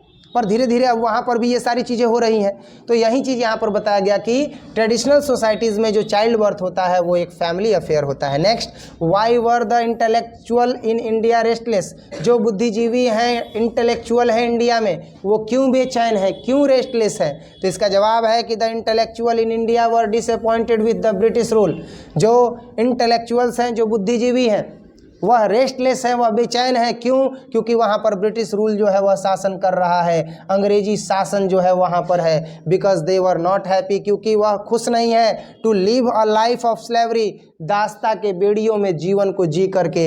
एज सच दे वर रेस्टलेस, इसी वजह से वह बेचैन है। एंड इम्बर्टेड, और बहुत ही ज़्यादा उकसाया हुआ महसूस कर रहे हैं, एंड यानी एकदम शोषित महसूस कर रहे हैं। अगला है क्वेश्चन कि in an epitaph what does the poet think about beauty, epitaph में जो है वह पोएट सुंदरता के बारे में क्या सोचते हैं? तो सुंदरता क्या है? जो बाह्य रूप से सुंदर दिखता है वो हार्ट, ब्यूटी ऑफ हार्ट, हृदय की सुंदरता। तो जवाब क्या होगा कि द पोएट, हृदय की सुंदरता। हृदय की सुंदरता मतलब ए हमार गुड़ के भेली, कितना सुंदर है हृदय की सुंदरता, है कि नहीं? कई लोग कहते हैं ना कि ये हमार गुड़ के भेली, ये हो हमारा रसगुल्ला, है कि नहीं? ये हमार लॉलीपॉप बोला जाता है ना। अब इसमें क्या है भाई? हृदय सुंदर नहीं है? हृदय सुंदर है तभी तो कह रहे हैं ना कि ये हमार गुड़ के भेली। अब आदमी कभी गुड़ का भेली होगा? ये हमार लॉलीपॉप, ये हमार रसगुल्ला, हृदय की सुंदरता। तो यहाँ पर वही जो है वो बताना है कि हृदय की सुंदरता जो है वो अत्यधिक है। बाकी क्या?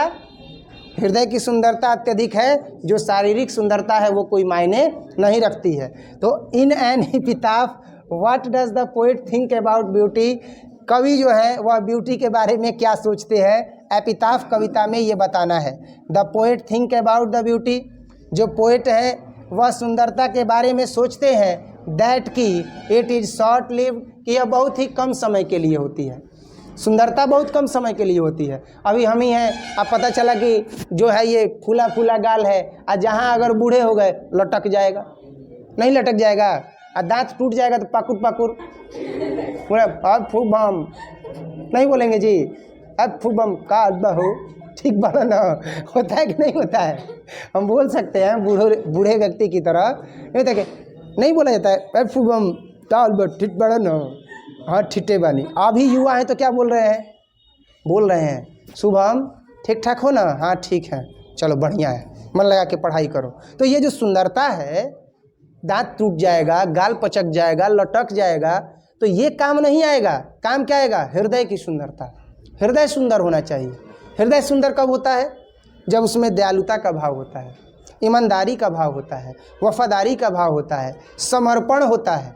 साथ ही साथ सबसे बड़ा चीज़ उस हृदय के अंदर मानवता का बोध होता है, तब जाकर के हृदय सुंदर होता है। और हृदय केवल कह दें कि हमारा हृदय सुंदर है, ये बिल्कुल भी जो है वो सही नहीं होगा, क्योंकि हृदय को सुंदर बनाने के लिए इन सारी चीज़ों से आपको गुजरना पड़ेगा। समझ में आया? तो ये सारी चीज़ें जो है वो ज़रूरी हैं। तो यही यहाँ पर कवि ने बताया है कि the poet think about the beauty that is short lived.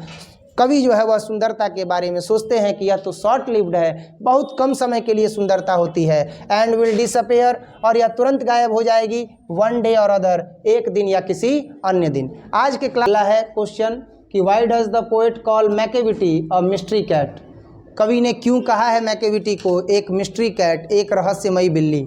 जवाब है कि the poet call Macavity a mystery cat, कवि ने मैकेविटी को एक मिस्ट्री कैट कहा है। बिकॉज, क्योंकि it is never found after committing wrong, क्योंकि यह कभी पाई नहीं गई है जब इसने कुछ गलत किया है। मैकेविटी ने जब भी कुछ गलत किया है तो वो वहाँ पर पाई नहीं गई है। इसीलिए जो पोएट हैं उन्होंने मैकेविटी को एक मिस्ट्री कैट कहा है। इट लीव्स द प्लेस, यह स्थान को छोड़ देती है इमीडिएटली, तत्काल ही, after committing the crime, crime को कमिट करने के बाद, क्राइम को संपन्न करने के बाद। क्राइम जैसे ही यह कर देती है, अपराध को जैसे ही यह अंजाम दे देती है, तो यह वहाँ से झटपट क्या हो जाती है? गायब हो जाती है। नेक्स्ट क्वेश्चन है कि is the speaker in my grandmother's house satisfied with the present life, क्या जो स्पीकर हैं, क्या जो कवित्री हैं, माई ग्रैंड मदर्स हाउस जो लिखी हैं। तो माई ग्रैंड मदर हाउस किसने लिखा है? कमला दास जी ने लिखा है। तो माई ग्रैंड मदर्स हाउस जो स्पीकर लिखी हैं, satisfied with the present life, क्या वह अपने प्रेजेंट लाइफ से सेटिस्फाइड हैं, संतुष्ट हैं? जवाब है no, the speaker is in my grandmother's house is not satisfied with her present life. नहीं, जो स्पीकर हैं, जो कवित्री हैं, जिन्होंने लिखा है माई ग्रैंड मदर्स हाउस को, इज़ नॉट सेटिस्फाइड, वह संतुष्ट नहीं है विथ हर प्रेजेंट लाइफ, अपने वर्तमान जीवन से। बिकॉज क्योंकि एट प्रेजेंट, वर्तमान में, सी लॉस्ट हर ग्रैंड मदर, उन्होंने अपने ग्रैंड मदर को लॉस्ट कर दिया है, उन्होंने अपने ग्रैंड मदर को खो दिया है। And the house where she received love, और अब वह जो घर है जहाँ से वह अपने दादी माँ से क्या करती हैं, प्रेम प्राप्त करती हैं, उसे वह खो दी है। Next, Y did the poet feel honoured, जो कवि है वह क्यों महसूस करते हैं सम्मानित? तो जवाब है कि this line is from the poem snakes by D.H. Lawrence. यह जो लाइन है वह कहाँ से ली गई है? वह स्नेक्स चैप्टर से ली गई है। और स्नेक चैप्टर के जो कह सकते हैं कि कवि हैं वो कौन है? स्नेक चैप्टर के जो कवि हैं वो है D.H. लॉरेंस। तो this line is from taken, यह लाइन जो है वह ली गई है किससे? तो the poems snake by D.H. Lawrence, snake कविता से, जिसके कवि कौन है? D.H. लॉरेंस है। द पोएट फील्स दैट, जो कवि हैं वह यह महसूस करते हैं कि humans beings and snakes are both afraid of each other, कि जो ह्यूमन्स बीइंग्स हैं यानी जो मानव जाति है वो, और जो सांप है वो, दोनों एक दूसरे से भयभीत होते हैं। But still the snake forgets every fear, लेकिन जो स्नेक्स है वह अपने डर को भूल जाता है। And comes to the water through to drink water, और वह कहाँ आता है? तो वह नाद पर आता है पानी पीने के लिए, क्योंकि उसे क्या लगा है? प्यास लगा है। वह इस डर को भूल जाता है, भाई प्यास लगा है तो वह इस डर को भूल जाता है, और वह थ्रू पर जाता है वाटर ड्रिंकिंग करने के लिए, पानी पीने के लिए। द पोएट फील्स दैट, कवि यह महसूस करते हैं कि the snake has come as a guest, कि जो स्नेक है वह एक अतिथि की तरह आया हुआ है एट हिज हाउस, उनके घर पर। And his moment is a great honour for him, और यही क्षण जो है उनके लिए सम्मानित करने वाला क्षण था, अर्थात उन्हें सम्मान देने वाला क्षण था।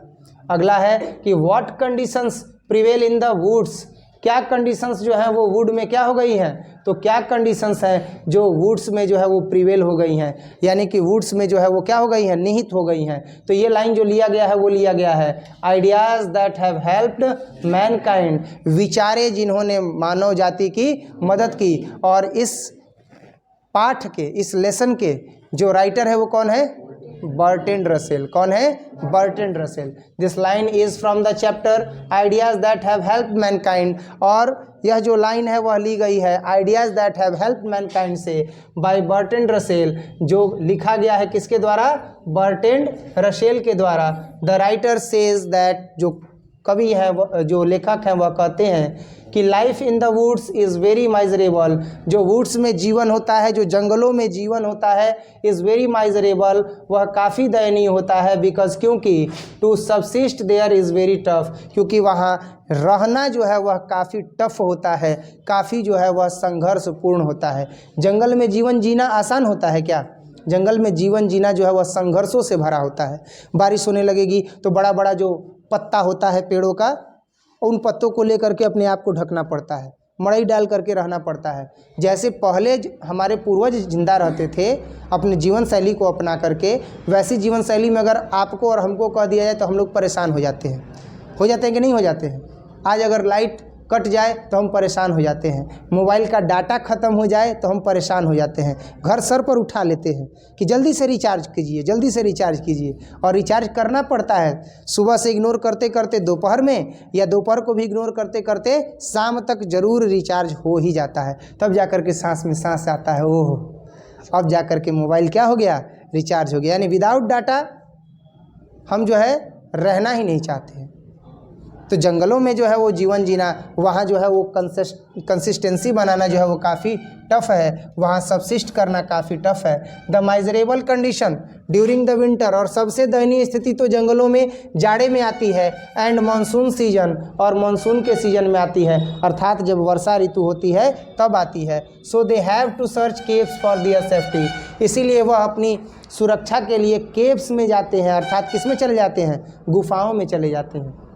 जो लोग होते हैं वहाँ पर रहने वाले वो कहाँ चले जाते हैं, गुफाओं में चले जाते हैं। From wild beast and winter, जंगली जानवर से बचने के लिए और ठंड से बचने के लिए। अगला क्वेश्चन है कि what are the trial and tribulations Martin Luther King Junior talk about. Martin Luther King Junior जो है वह किस ट्रायल एंड ट्रिब्यूलेशंस के बारे में बात करते हैं, वह किस कठिन भरे रास्तों की बात करते हैं, किस ट्रायल एंड ट्रिब्यूलेशन की बात करते हैं। तो इसका जवाब जो है वो हम देंगे कि the trial and tribulations author talks about are the hardship and torments people. जो ऑथर है वह बात करते हैं ट्रायल एंड ट्रिब्यूलेशन की, किसके विषय में, तो हार्डशिप कठिन परिश्रम के विषय में। And torments people had to suffer when they raise their voice, और वो टॉर्नेट्स पीपुल के बारे में बात करते हैं। टॉर्नेट्स पीपुल का मतलब कि जो लोग क्या करते हैं, संघर्ष में आगे बढ़ रहे हैं अपनी आज़ादी को प्राप्त करने के लिए, उनके बारे में बात करते हैं। हैड टू सफ़र, उन्हें कष्ट भोगना होगा। दे रेज देयर वॉइसेस, क्योंकि उन्होंने अपनी आवाज़ को उठा दिया है। अगेंस्ट द इनजस्टिस, अन्याय के विरुद्ध में। जो अन्याय के विरुद्ध में आवाज़ उठाता है उसका विरोध हमेशा होता है, समझ में आया, और समाज के लोग ही उसका विरोध करते हैं। तो इनजस्टिस के विरुद्ध में उन्होंने जो है वो अपना वॉइस जो है वो उठाया है। एंड डिस्क्रिमिनेशन, और भेदभाव के विरुद्ध में जो है वो अपनी आवाज़ को बुलंद किया है। इसलिए उन्हें क्या किया जाएगा, इसलिए उन्हें सताया जाएगा, प्रताड़ित किया जाएगा। इसी ट्रायल एंड ट्रिब्यूलेशंस के बारे में बात करते हैं। अपने लोगों को कहते हैं कि जब आपने अगर किसको आवाज़ बुलंद किया है, तो जब आपने क्या किया है, जब आपने भेदभाव के विरुद्ध जो है वो आवाज़ बुलंद किया है, जब आप इनजस्टिस के विरुद्ध में जो है वो आवाज़ बुलंद किए हैं, तो इस वजह से आपको ट्रायल एंड ट्रिब्यूलेशन से होकर के गुजरना होगा। अगला जो है वो है कि what is the impact of poverty in medical field. Medical field में पॉवर्टी जो होती है वो किस प्रकार से होती है, उसका प्रभाव क्या है। जवाब है कि प्रश्न पहले पढ़ते हैं फिर से। What is the impact of poverty, poverty का क्या प्रभाव पड़ता है। पॉवर्टी मीन्स गरीबी, गरीबी का क्या प्रभाव पड़ता है इन मेडिकल फील्ड। मेडिकल फील्ड में भाई जिसके पास पैसा है उसका तो इलाज हो जाता है, पर जिसका पैसा नहीं होता है उसका इलाज नहीं होता है। एक किस्सा है, किस्सा ये है कि एक व्यक्ति को जो है वो कैंसर हो गया।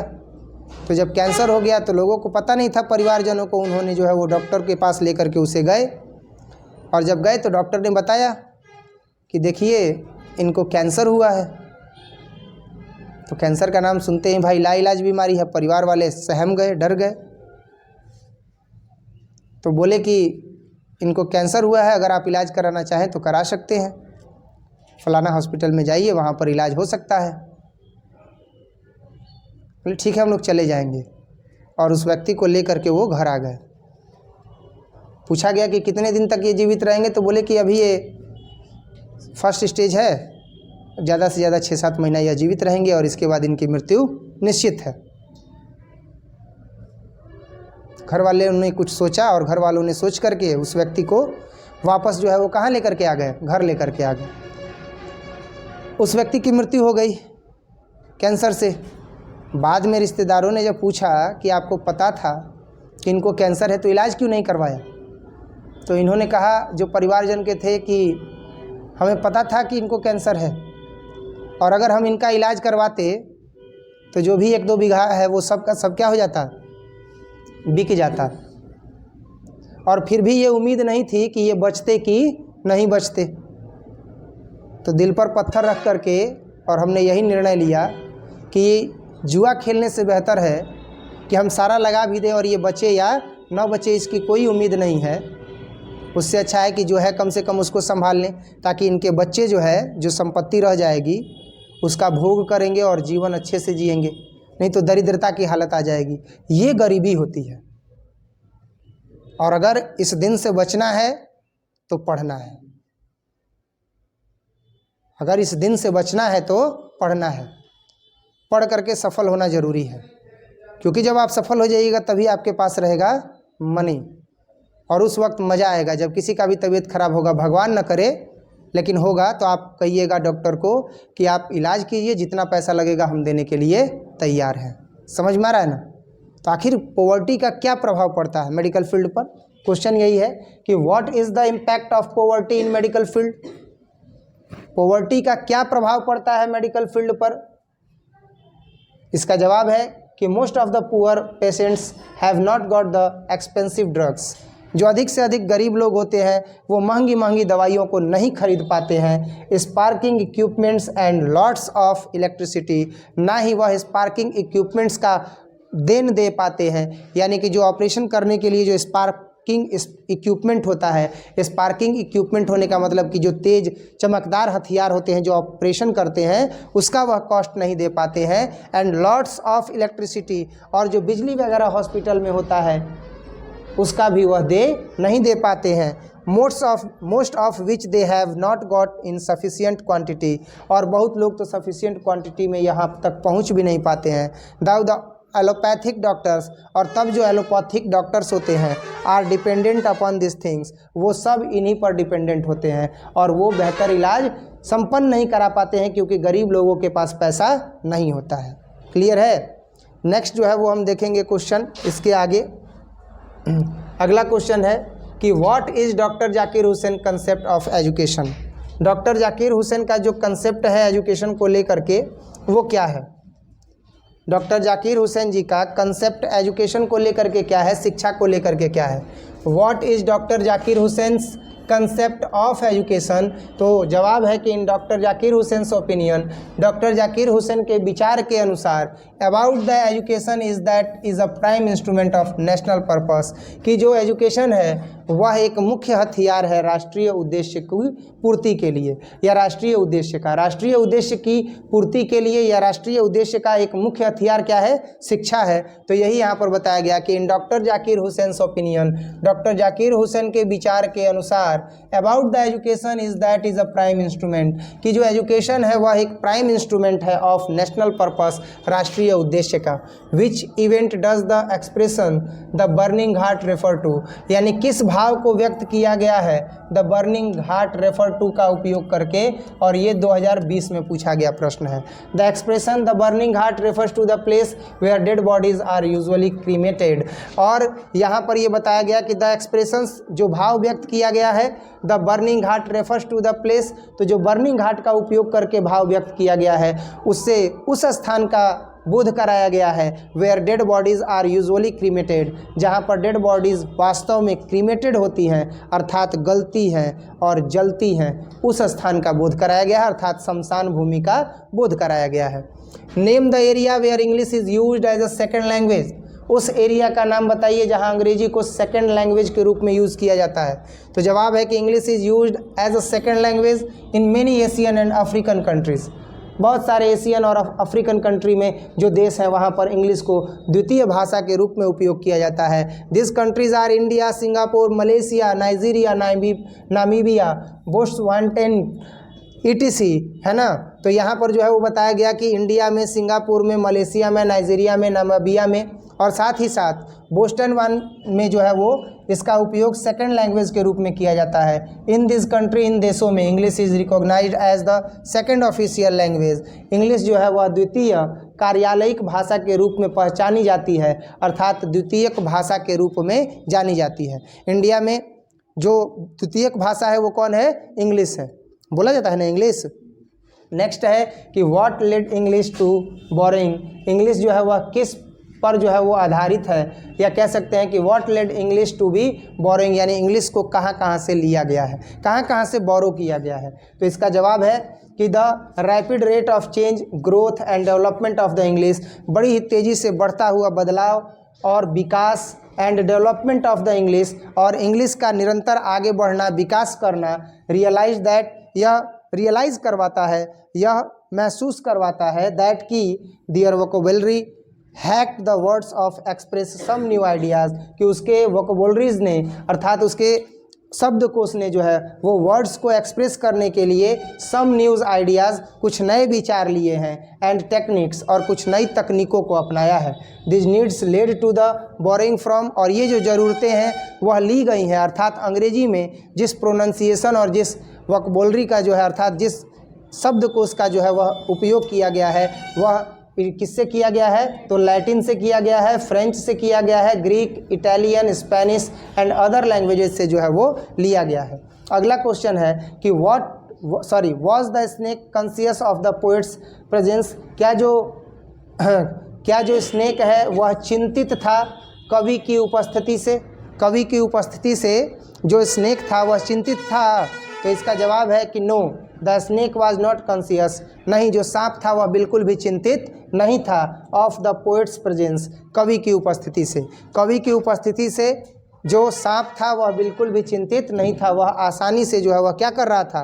पानी पी रहा था। अगला जो क्वेश्चन है वो है how are autumn and summer related to spring.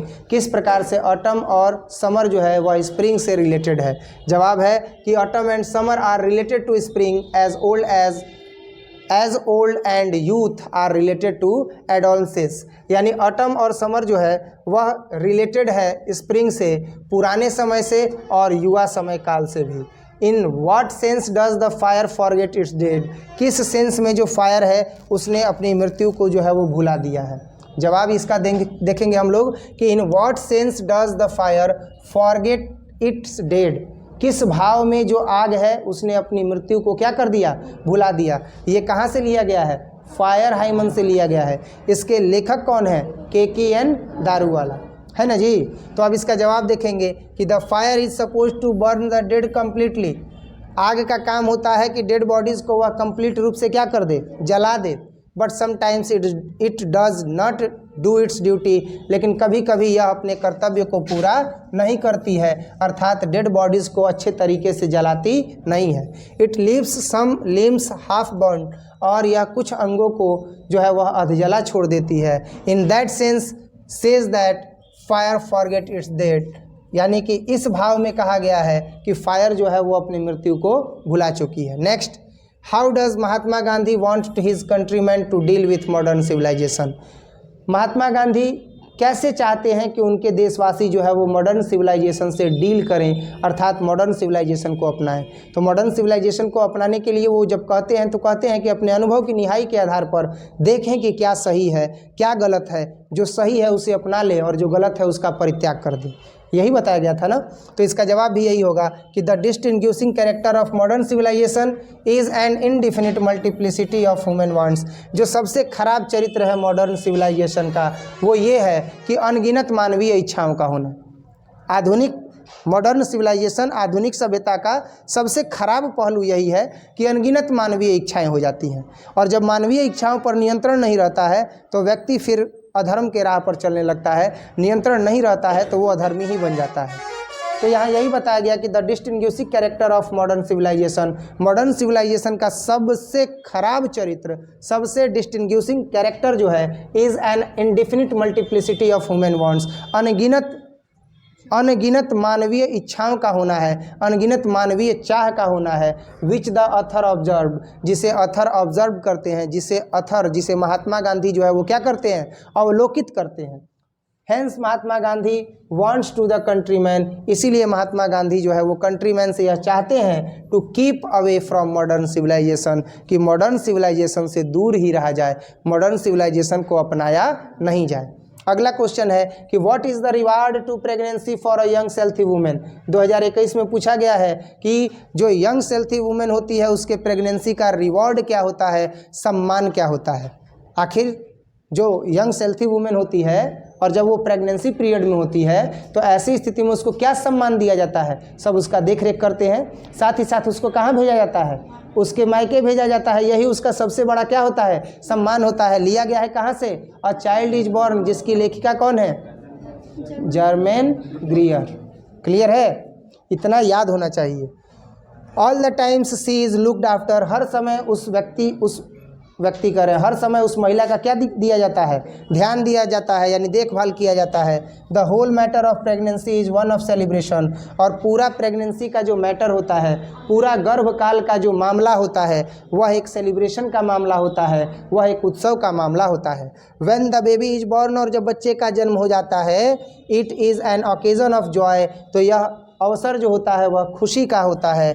For the whole family, पूरे परिवार के लिए।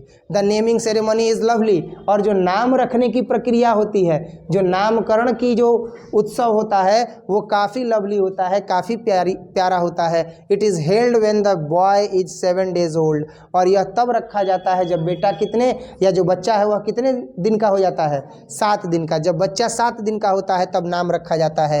As such as the reward of pregnancy for a young healthy women is that, और उस प्रेगनेंसी को कंडक्ट करने वाली सेल्थी वुमेन का यह रिवार्ड होता है, यह सम्मान होता है, दैट कि the women gets to go home to visit her mother and sister, कि वह अपने माँ के घर जाती है और अपने बहनों से मिलती है। जो अभी बता रहे थे कि वह बच्चा जब होता है तब, या बच्चा होने से पहले कहाँ जाती है, अपने माँ के यहाँ जाती है। सब लोग उसका देखभाल करते हैं, सब लोग उसका देखभाल करते हैं। और बच्चे का जो नामकरण का उत्सव होता है वो तो अति उत्तम होता है। 7 दिन का जब बच्चा हो जाता है तब नामकरण किया जाता है। और सबसे बड़ा रिवार्ड यंग सेल्थी वुमेन के लिए तो यही होता है कि बच्चा हो गया तो वो कहाँ जाती है, अपने माँ के यहाँ जाती है और अपनी बहनों से मिलती है।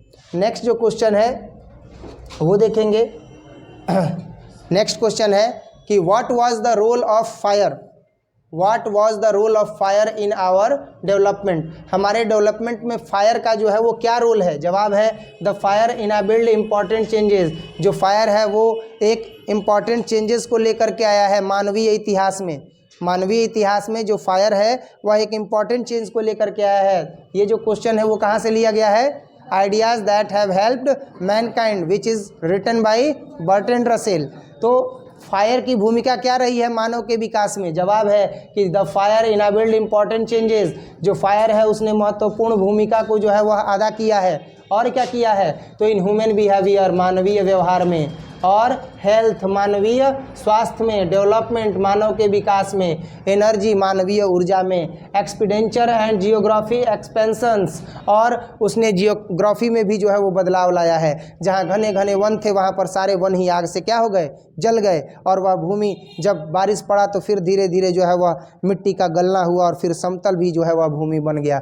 और इस आधार पर जियोग्राफी में भी जो है इसने महत्वपूर्ण भूमिका निभाई है। Human were able to modify their environments, मानव जो है वह एबल है कि वह अपने एनवायरमेंट को मॉडिफाई कर सकता है, वह अपने माहौल को अपने आधुनिक आवश्यकता के अनुसार बदल सकता है, टू दियर ऑन बेनिफिट्स, अपने बेनिफिट्स के लिए, अपने लाभ के लिए। नेक्स्ट क्वेश्चन है कि when did the great vowel shift take place, जो ग्रेट वॉवेल है वो कैसे शिफ्ट प्लेस लेता है। तो इसका जवाब है कि द ग्रेट वॉवेल शिफ्ट टूक place during the area of middle English, middle English के काल के दौरान जो है वह ग्रेट वॉवेल जो है वह शिफ्ट टूक लेता है, अर्थात वह अपने स्थान को क्या करता है, बदलता है।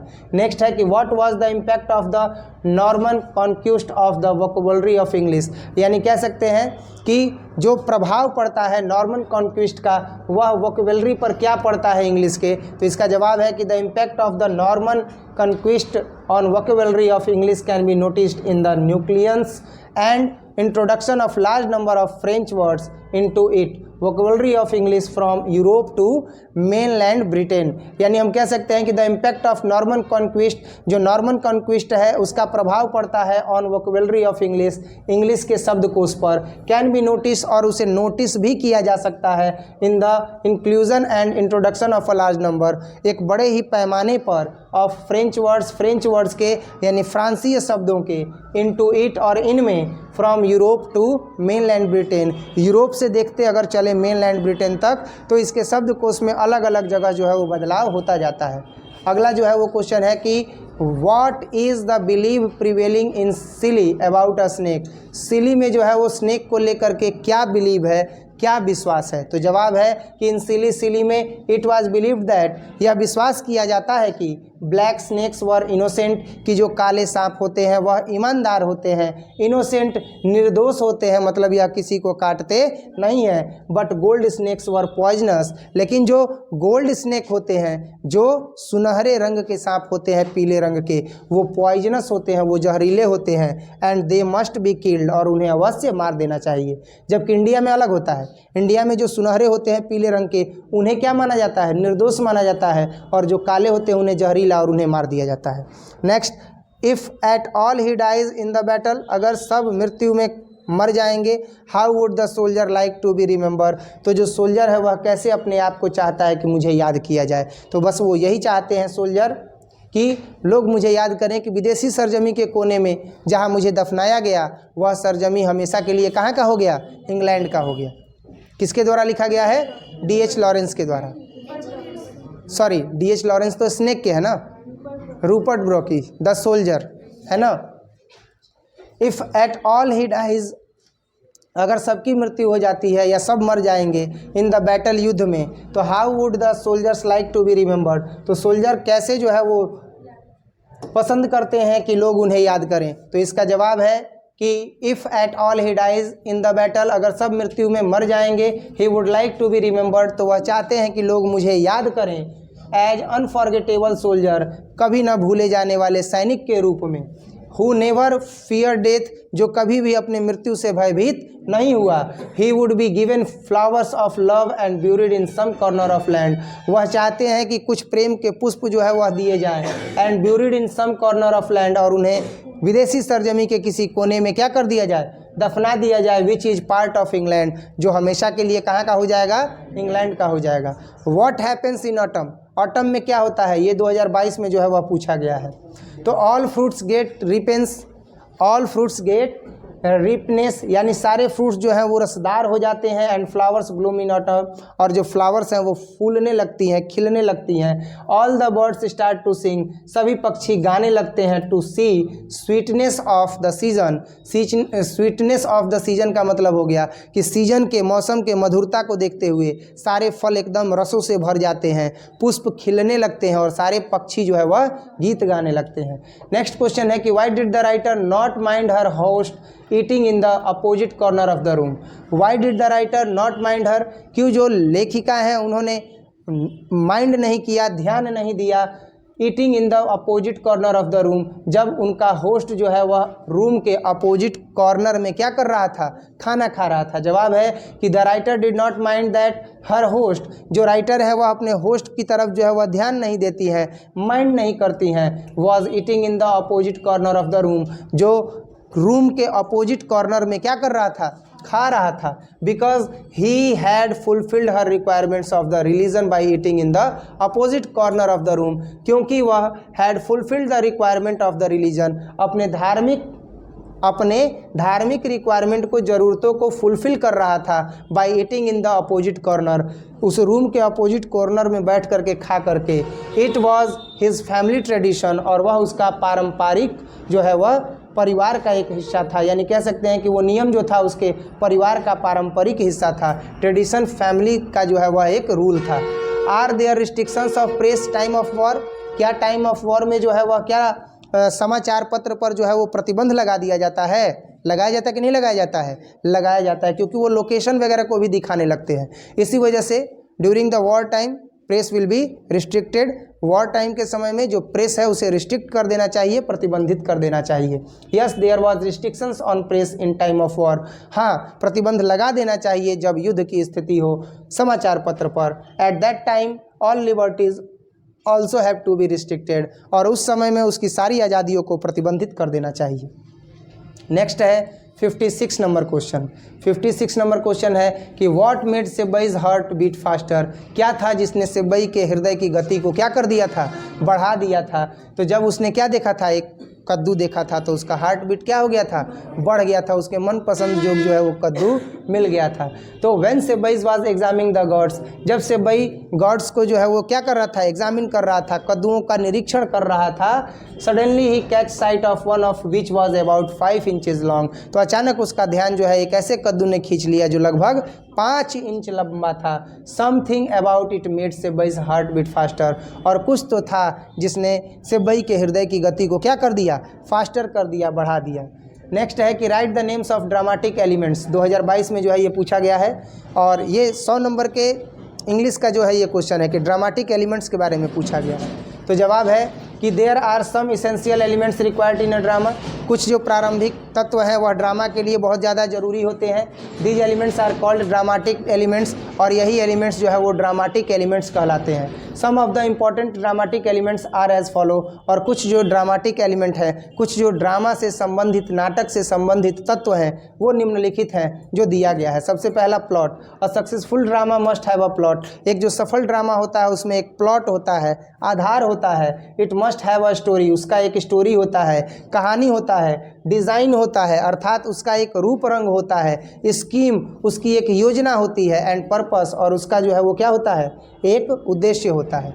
Next character, character actor and actress is another important element of drama, जो कैरेक्टर में एक्टर होते हैं, एक्ट्रेस होती है, actress is another important element of drama, वह जो है वो महत्वपूर्ण क्या होती हैं, एक इम्पॉर्टेंट जो है वो एलिमेंट होती हैं ड्रामा की। In every drama some character appear on the scene, और हर एक ड्रामा में जो है वो एक सीन में जो है वो जो कैरेक्टर होते हैं वो सामने आते हैं। Role of actor and actress plays a dominant role in a successful drama, और जो एक्टर और एक्ट्रेस होते हैं, जो नायक और नायिका होती हैं, वो एक सफलतापूर्वक अभिनय करती हैं ड्रामा में। Dialogue, there must be some attractive dialogue in a drama, drama में जो है वह कुछ ना कुछ एक अट्रैक्टिव जो है वो डायलॉग होना चाहिए, ताकि लोग उससे क्या होते रहें, प्रफुल्लित होते रहें, आकर्षित होते रहें, ड्रामा उनको बोरिंग न लगे, है कि नहीं। जैसे आप लोग जो है वो पढ़ रहे हैं और कुछ लोग जो है वो अभी भी नहीं पढ़ रहे हैं, तो आपके दोस्त जो है वो घूम रहे हैं, तो आपके दोस्त घूम रहे हैं तो कुछ लोग कहते होंगे कि फलाना नहीं खेल लौकत कहाँ बाटे, तो उसमें जो है वो बोलता होगा पढ़त ना बा, पढ़ के का उखाड़ लिहन, देखत नहीं कि हमारे से ढेर नंबर लेके आ जिहन, दिन भर घरे में रहतन। तो इसी में जो बुद्धिजीवी होगा वो कहेगा कि घूमता फिरता नहीं है आजकल वह अपने को अच्छे से जान रहा है। घूमता फिरता नहीं है आजकल, वह आजकल अपने को अच्छे से जान रहा है। लोग समझते हैं कि वो क्या कर रहा है, लोग समझते हैं कि वो हार मान रहा है, और वो परिंदा एक ऊंची उड़ान की क्या कर रहा है, तैयारी कर रहा है। एक शायरी इसी तरह का है ना, तो वो जो शायरी है, हाँ बिल्कुल, घूमता फिरता नहीं है आजकल वह अपने को अच्छे से जान रहा है, और वह तैयारी कर रहा है एक ऊंची उड़ान की, और लोग समझ रहे हैं कि परिंदा हार मान रहा है कि नहीं। तो इस प्रकार के डायलॉग जो है वो क्या होने चाहिए, इस प्रकार के डायलॉग जो है वो ड्रामे में होने चाहिए, तब जाकर के जो है वो ड्रामा क्या लगता है, अट्रैक्टिव लगता है। इसके बाद है सेनिक इफेक्ट। सैनिक इफेक्ट का मतलब हो गया, सीनिक इफेक्ट है ये। सीनिक इफेक्ट का मतलब हो गया कि सीन जैसा जैसा है वैसा वैसा दृश्य, वैसा वैसा लाइट जो है वो वहाँ पर दिया जाए। तो यही है कि a drama must have a beautiful scene, drama में जो है वह खूबसूरत जो है वह दृश्य होना चाहिए। It is great effect in the success of a drama, यही जो होता है वह ड्रामा को सफलता की राह पर लेकर के जाता है। It is great effect in success of a drama, यह गहरा प्रभाव डालता है ड्रामा की सफलता पर। Music, in drama some music is required, drama में म्यूजिक की भी जो है वो क्या होती है, ज़रूरत होती है। सॉलिक्यूली, इसके बाद जो है बताया गया कि सॉलिक्यू मीन्स टेकिंग ऑन सेल्फ। सॉलिक्यू का मतलब होता है खुद पर जिम्मेवारी लेना। Sometimes a character in drama talks himself, कुछ समय जो ड्रामा होता है, ड्रामा में जो कैरेक्टर होता है वो खुद से बात करता है, वो खुद मौन रहता है और पीछे से उसकी आवाज़ जो है वो क्या होती है, आती रहती है ड्रामा में। तो ये अच्छा लगता है। लोग सोचते हैं कि आवाज़ तो इसी का है और ये बोल नहीं रहा है, लेकिन आवाज़ कैसे आ रहा है, रिकॉर्डिंग के जरिए, और उसकी आवाज़ को जो है वो दिखाया जाता है। समझ में आया।